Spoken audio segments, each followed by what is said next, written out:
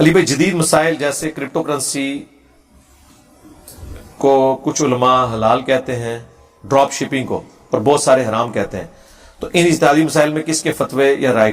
فتوے اور رائے کا مسئلہ ہی نہیں میرے بھائی، بالکل واضح چیز ہے۔ دیکھیں، فتوے تو لوگ یہ بھی دے رہے ہیں سب میرے نبی کے طریقے ہیں۔ جب کوئی رفع الیدین شروع کرتا ہے وہی تبلیغی جماعت اس کی دشمن بن جاتی ہے۔ سب سے بڑی دشمنی یہ کی ہوئی ہے کہ رائے بنڈ میں 2 مسجدیں بنائی ہوئی ہیں، صرف اتنے سے فاصلے میں۔ یہ بیرون کی مسجد ہے، یہ اندرون کی۔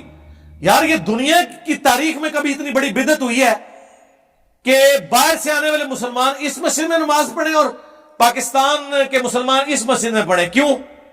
انہوں نے بغیر رفع الیدین کے پڑھنا ہے اور آمین آہستہ کہنی ہے۔ انہوں نے چونکہ عرب کے مسلمان ہیں تبلیغی جماعت کے، انہوں نے اونچی آمین کہنی ہے کہ ہمارے لوگ بھی رفع الیدین شروع نہ کر دیں۔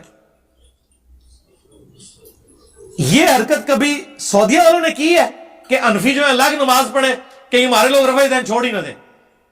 سارے کٹھے پڑھتے ہیں نا۔ یہ کیوں بدعت کی ہوئی ہے رائے بنڈ کے اندر؟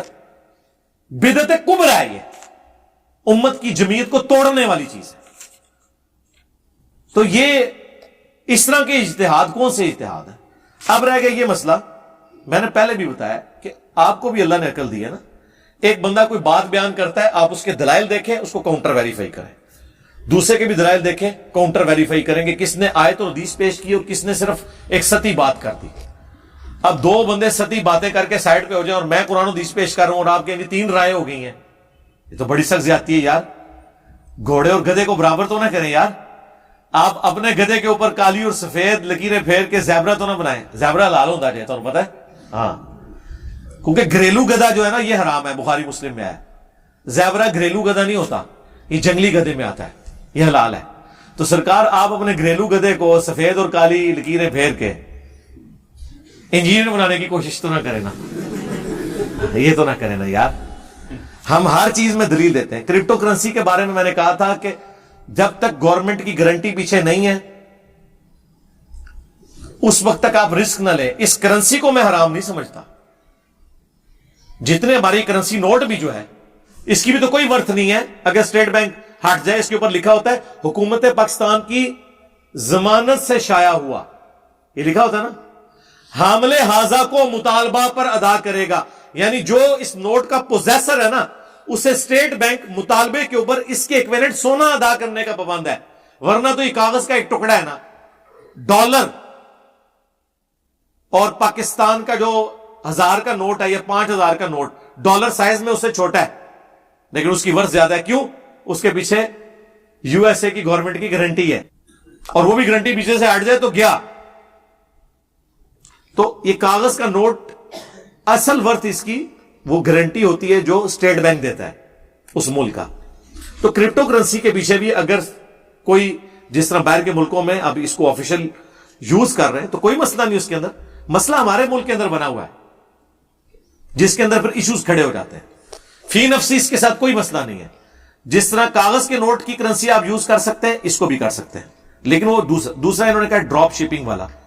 دیکھیں، ڈراپ شپنگ کے بارے میں بھی میں نے آپ کو بتایا، میری ایک ویڈیو ہے حلال کاروبار کے 4 اصول، فوریکس ٹریڈنگ بھی لکھیں تو وہ ویڈیو کھل جائے گی، لاکھوں لوگوں نے دیکھی ہے وہ ویڈیو۔ اس میں ایک ایک چیز میں نے بیان کی ہے کہ حلال کاروبار کے لیے بڑی بڑی جو 4 شرائط ہیں وہ یہ ہیں کہ نمبر 1 وہ پروڈکٹ حلال ہونی چاہیے جس کا آپ کاروبار کر رہے ہیں، حرام چیز کا آپ کاروبار نہیں کریں گے۔ نمبر 2 اس کے اندر سود انوالو نہیں ہونا چاہیے، ہاں، سودی کام نہیں ہونا چاہیے۔ نمبر 3 اس کے اندر غرر اور دھوکے والا معاملہ نہیں ہونا چاہیے، یعنی چیز ایگزسٹ ہی نہیں کرتی ہے، فرضی کمپنی بنی ہوئی ہے اور آپ اپنے کاروبار کو اس اعتبار سے لے کے چل رہے ہیں، ایسا کام نہیں ہونا چاہیے۔ نمبر 4 جوئے والا معاملہ نہیں اس کے اندر ہونا چاہیے۔ یہ 4 بڑی بڑی شرائط ہیں، باقی ساری اسی کی کرولریز ہیں۔ اب 1 کروڑ کاروبار بھی آپ لیں مختلف قسم کے یا فٹ کریں، آپ کو رزلٹ مل جائے گا۔ ہم سے نہ پوچھا کریں کہ یہ ہے یا نہیں ہے، ہم نے آپ کو اچھے لڑکے اور لڑکی کی خوبیاں بتانی ہے، رشتہ ہم نے نہیں ڈھونڈ کے دینا آپ کو۔ ہاں، ہم نے آپ کو حلال یا حرام کاروبار میں فرق بتانا ہے۔ کاروبار تو دنیا میں لاکھوں ہیں، تو میں تو عمرے نو مل جائے تو میں کلپ ہی ریکارڈ کراتا رہوں گا اس کے اوپر. اسی لیے قرآن و سنت میں جنرل رولز بتائے جاتے ہیں, اس کے مطابق آپ لے کے چلیں. یہ ڈراپ شپنگ والے مسئلے میں جو علماء کی ریزرویشن تھی وہ بخاری مسلم کی وہ حدیث کہ جب تک مال پہ قبضہ نہ کر لو اس کو آگے نہ فروخت کرو, اس کی بنیاد پہ وہ کہتے تھے کہ آپ اس طرح نہ کریں, آپ پہلے قبضہ کریں. تو میں نے کہا تھا کہ یہ حدیث اس صورت میں ہے جب دھوکے کا اندیشہ ہو. جب دھوکے کا اندیشہ نہ ہو تو یہ حدیث اپلائی نہیں ہوتی, کیونکہ صحیح مسلم میں عبداللہ ابن عباس کا قول ہے کہ نبی الاسلام نے یہ اس لیے فرمایا تھا تاکہ دھوکہ نہ ہو. مثلا 2 ٹرک آئے ہیں کھجور کے, آپ نے ان کو کھول کے دیکھا ہی نہیں ہے اور آگے بیچ دیا کہ اس کے اندر اس کوالٹی کی کھجور ہے اور وہ اس کوالٹی کی نہیں تھی, تو اگلے بندے کے ساتھ تو دھوکہ ہو گیا نا. اس لیے کہا گیا قبضہ کرو پھر آگے کرو. لیکن ہمارا جو آج کل کے دور میں کمپنیز معاملات کو لے کے چل رہی ہیں اس میں یہ دھوکہ نہیں ہوتا. ڈالڈا آئل کا ڈبہ آپ کراچی سے لیں, پشاور سے لیں, جیلم سے لیں, ایک ہی ہوگا, کمپنی کا فرق نہیں ہوتا. اور سپوز اگر کوئی کہتا ہے جی میں نے کراچی سے مال بک کرایا, میں پہلے جیلم اتاروں گا پھر پشاور بھیجوں گا, چلو جی اتار لیا تم نے, قبضہ کر لیا, قبضہ کر کے نکالا تو کچھ نہیں, کیونکہ تم نے ایک ایک ڈبے کو کھول کے چیک تو نہیں اندر سے کرنا, تو اینڈ رزلٹ تو کوئی نہ ہوا. تو اس کی بجائے ایک جیلم کا تاجر ڈائریکٹ بکنگ کرائے کہ پشاور تک کراچی سے پہنچ جائے تاکہ اس کا اپنا ہی کرایہ ڈبل بچ جائے, تو اس کا رائٹ ہے. باہر سے آپ آئی فون یا سامسنگ کے فون منگواتے ہیں تو وہ پن پیک ہوتے ہیں, ان کی گارنٹی ہوتی ہے. یہ تو نہیں کہ پہلے قبضہ کرنا, اچھا قبضہ کر کے آپ کھول تو پھر بھی نہیں سکتے ورنہ تو اس دام بکے گا نہیں. تو قبضہ کر کے کرنا کیا ہے اس میں سے؟ یہ قبضہ ان چیزوں پہ کیا جاتا ہے جو اوپن چیزیں ہیں, کھلی ہوئی چیزیں ہیں, جن میں غرر کا دھوکے کا اندیشہ ہے.